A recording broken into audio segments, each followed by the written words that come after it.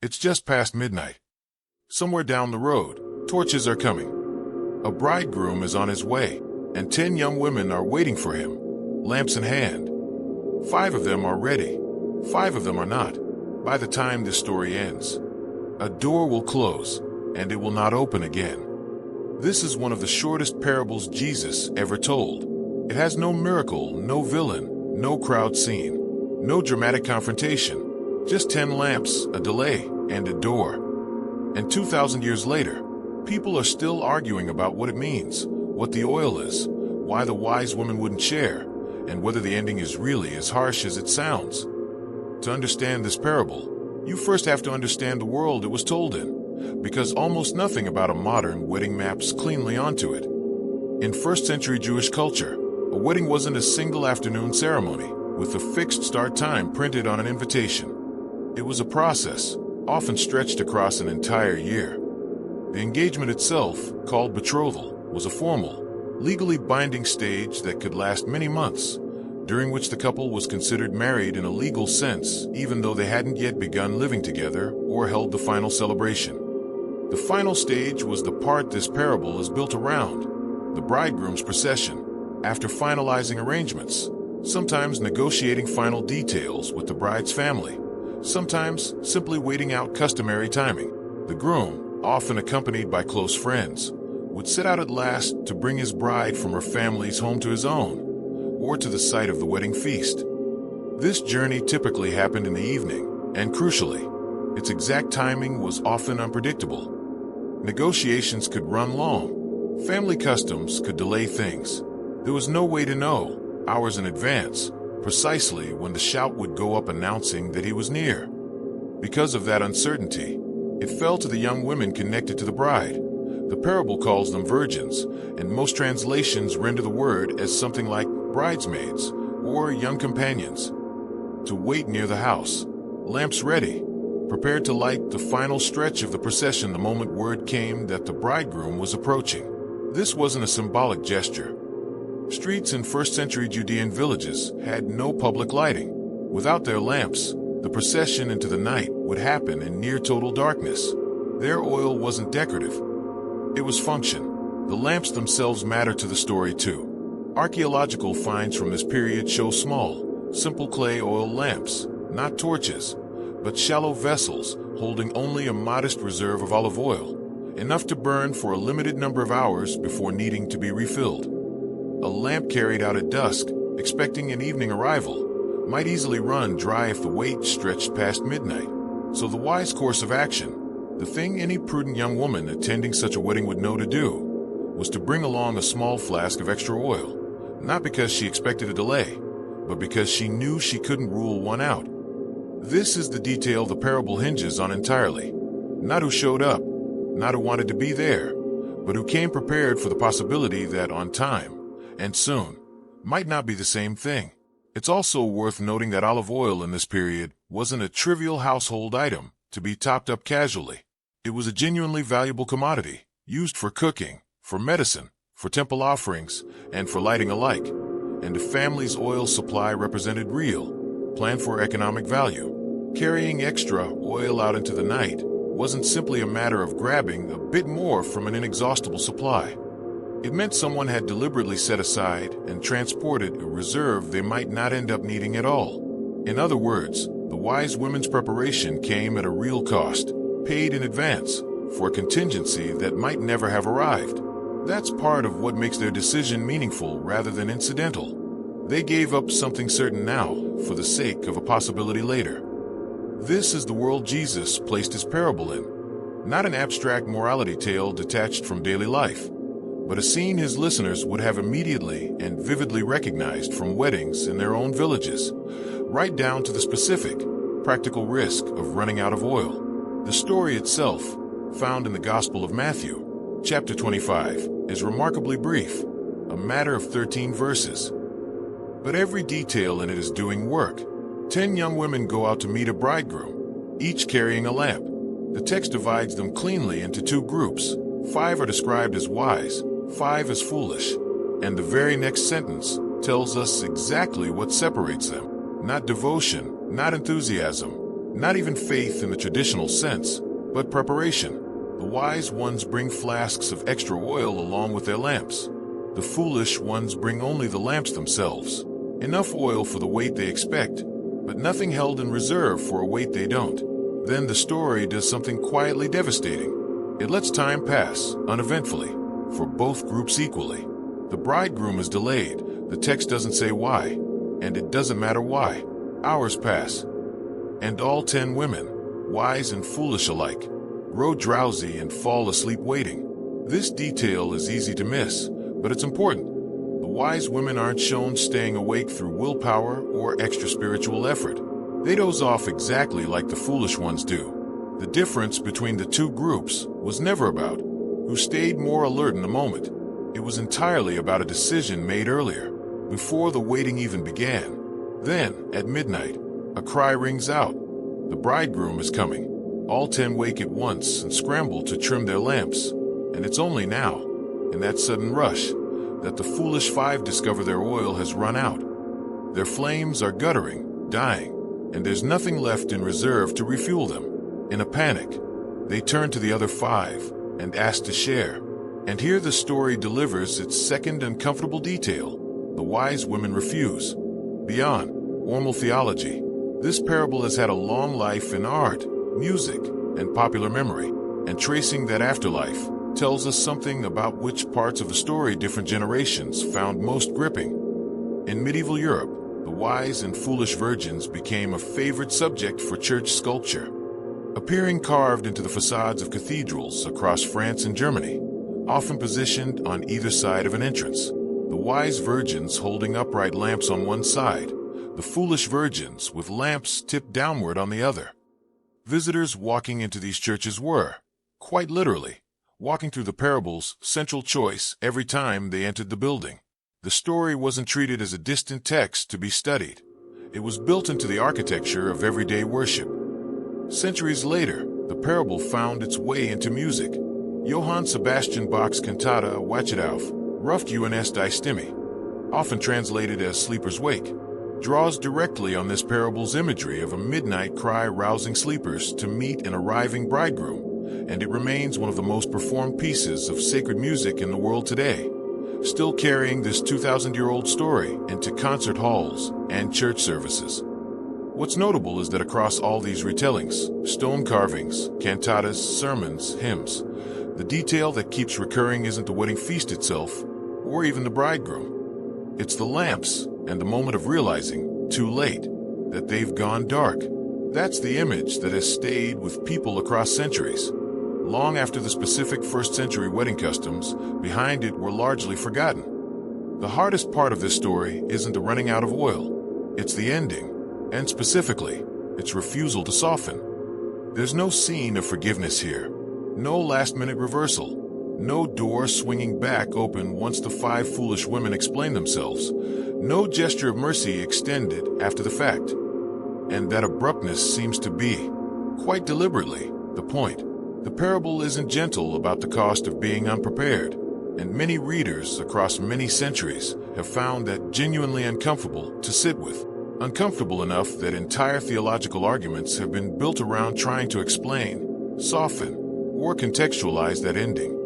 But it's worth paying close attention to what the story does not say, because it's just as telling as what it does.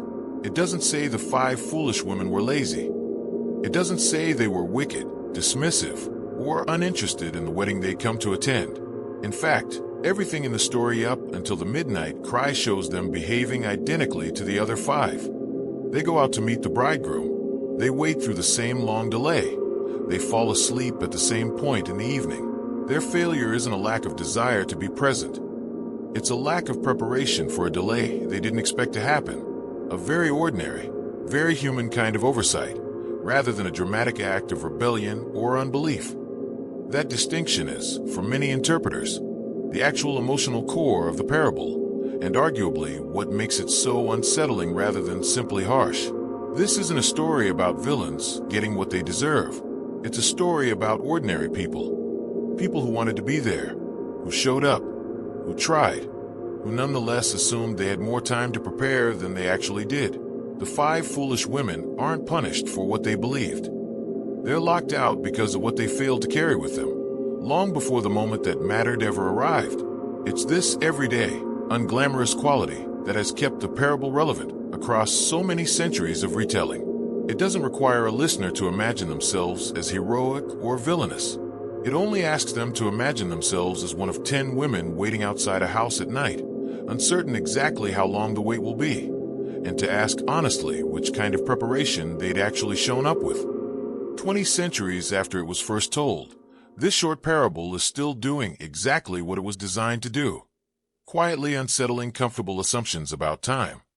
It doesn't ask its listeners to calculate precisely when the bridegroom will arrive, or to treat every night as though the ending is imminent.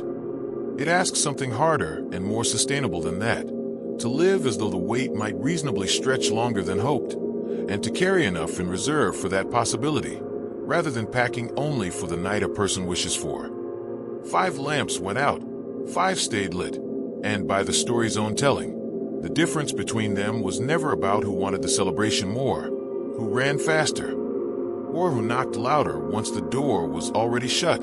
It was entirely about a quiet decision made long before the midnight cry ever came, a decision so unremarkable in the moment it was made that it would have been easy to skip. That, more than the ending itself, may be the real weight of this parable, not a warning about a single midnight, but an invitation to think differently about all the ordinary hours that come before it. It's a strange kind of story to still be telling, 2,000 years on, no miracle, no villain, nothing that resolves neatly. But maybe that's exactly why it's lasted. Most people don't picture themselves as the ones who'd slam a door shut on someone else, or as the ones who'd show up to a celebration with nothing prepared at all. But almost everyone, at some point, has assumed they had more time than they actually did. That's the version of this story that doesn't require an ancient wedding, an oil lamp, or a particular set of beliefs to understand. It only requires having once waited for something important, and having guessed wrong about how long the waiting would last. It's worth sitting with that refusal for a moment, because on the surface it can look ungenerous, even unkind. But most interpreters read it differently, not as selfishness, but as simple math. There isn't enough oil among the 10 lamps combined to get all 10 flames through both the procession and the feast that follows. If the wise women split their reserves, the arithmetic doesn't change the outcome. It just guarantees that everyone's lamp goes dark before the celebration even begins, rather than 5 lamps staying lit. The refusal isn't cruelty. It's the parable admitting, quietly, that some forms of readiness genuinely cannot be transferred from one person to another at the last minute, no matter how willing the person holding the reserve might be. So the 5 foolish women do the only thing left to do. They rush off into the night, searching for a merchant willing to sell oil at that hour. And it's precisely in that gap, while they are away, chasing the thing they should have carried with them from the start, that the bridegroom arrives. The 5 who were already going with him to the wedding feast, and the door is shut behind them. When the other 5 finally return, oil finally in hand, they find the celebration already underway without them. They knock, they ask to be let in, and the response they receive is, for many readers, the hardest line in the entire parable. Not anger, not punishment in any dramatic sense, just a flat statement of unfamiliarity. The door stays shut. There's no epilogue showing what happens to the 5 who were locked out, no reconciliation scene, no second procession, no explanation offered to soften the ending. The parable simply stops there, on a closed door and an unanswered knock. And that abruptness, most scholars agree, isn't a flaw in the storytelling. It's the entire point. For roughly 2,000 years, interpreters across very different Christian traditions have debated exactly what the oil represents. And it's worth saying plainly, the parable itself never explicitly tells us. Jesus doesn't pause the story to define his own symbol. That ambiguity has left a wide open space for interpretation, and different communities have filled that space in different ways. The oldest and most widespread historical reading, traceable back to early Christian commentators in the first few centuries after the Gospels were written, treats the oil as a general symbol of spiritual preparedness, an inner readiness built up gradually over the course of an ordinary life, through countless small decisions, rather than something that can be manufactured in a single dramatic moment. On this reading, the wise women's refusal to share isn't a failure of generosity. It's an honest acknowledgement that faith, character, and readiness are the kind of things that simply cannot be handed off to someone else in an emergency, the way you might hand someone a spare coin or a cup of water. Later interpretive traditions have narrowed or shifted that reading in different directions. Some theologians, particularly from the medieval period onward, connected the oil more specifically to the Holy Spirit, the idea being that the foolish women had an outward form of devotion, the lamp itself, without the inward substance that would sustain it. Others, especially within traditions that emphasize the importance of good works alongside faith, have read the oil as representing a lived pattern of charity and righteous action, accumulated over time, rather than a single internal spiritual state. Still other interpreters, and this reading has become increasingly common in modern scholarship, argue that the parable isn't really asking readers to solve for what the oil is at all. Instead, they suggest the entire point is the theme of watchfulness itself. The failure being dramatized here isn't a lack of faith or love in any abstract sense, but a very concrete failure to plan for the possibility of delay.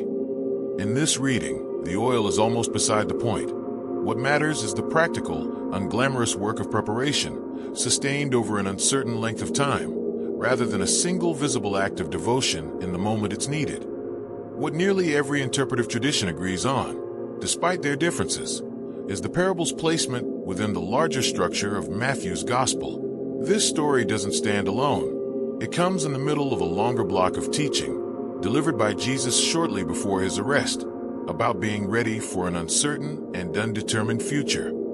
It sits alongside other parables in the same chapter. The parable of the talents, about servants entrusted with their master's money while he's away on a long journey, and the parable of the sheep and the goats, about a final separation based on how people treated those in need. Read in that surrounding context, the 10 Virgins parable isn't really a story about a wedding at all, despite its setting. It's a story about how people live during the long, uncertain stretch of waiting between now and whatever they believe is coming, whether that's understood as a specific future event, a personal reckoning, or simply the unpredictable arrival of any significant moment in a person's life. It's also worth being direct about something here. This parable, like a great deal of Jesus' teaching, is read differently across different Christian traditions today, and that variation is worth taking seriously rather than glossing over. Traditions that emphasize personal moral readiness tend to focus on the individual choices of each of the 10 women. Traditions that emphasize the life of a gathered community tend to read the parable more corporately, about a whole community's collective faithfulness. And traditions with a strong focus on eschatology, the study of last things, end times events, and the return of Christ, often read this parable quite specifically as a warning about being ready for that particular, singular moment. None of these readings is universally agreed upon as the single correct one, and that lack of consensus is itself part of why this 60-second story has generated centuries of commentary, rather than being settled once and closed.